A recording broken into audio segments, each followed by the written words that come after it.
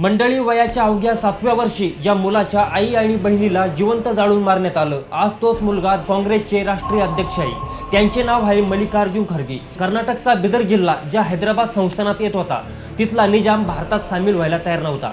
त्यामुळे या निजामाविरुद्ध तिथल्या जनतेने हैदराबाद मुक्ती संग्राम म्हणजे स्वातंत्र्य लढा पुकारला होता।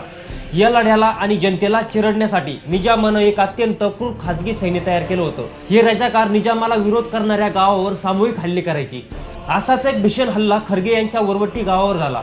या दंगलीत रजाकारांनी खरगे यांचं घर पेटवून दिलं, ज्यामध्ये त्यांच्या आई आणि बहिणीचा होरपळून दुर्दैवी मृत्यू झाला।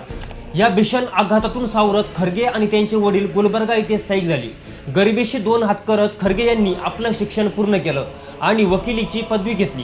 पुढे त्यांनी पैशासाठी कोर्टात श्रीमंतांचे खटले न लढवता त्यांनी गरिबांचे आणि गिरणी कामगारांच्या हक्काचे खटले लढवले। 1969 मध्ये ते अधिकृतपणे काँग्रेसमध्ये सामील झाले। 1970 च्या दशकात जेव्हा इंदिरा गांधींनी खरगे यांचं काम पाहिलं, तेव्हाच त्यांनी या तरुण नेत्याची ताकद ओळखली आणि 1972 मध्ये पक्षाने त्यांना गुलबर्गाच्या गोरीमतकल मतदारसंघातून पहिल्यांदा विधानसभेचे तिकीट दिले।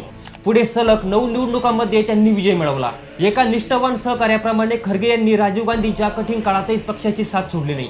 राजीव गांधींच्या निधनानंतर सोनिया गांधींच्या काळातही खरगे हे दिल्लीतील मुख्य सल्लागार बनले।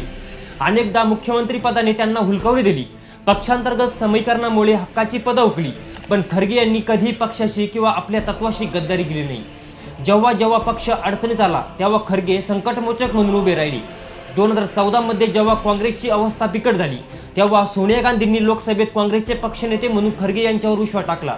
म्हणून कोणताही राजकीय वारसा नसलेला हा माणूस काँग्रेसचा राष्ट्रीय अध्यक्ष बनला। 50 वर्ष सत्तेत राहून गृहमंत्री, महसूल मंत्री, रेल्वे मंत्री आणि कामगार मंत्री यासारखे महत्त्वाचे पदे भूषून होई मल्लिकार्जुन खरगे यांच्यावर आजपर्यंत भ्रष्टाचाराचा एकही डाग नाही।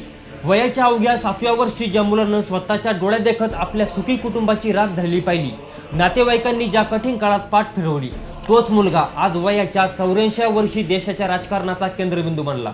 मंडळी, मल्लिकार्जुन खरगे यांचा हा संघर्ष तुम्हाला कसा वाटला, कमेंट करून नक्की सांगा।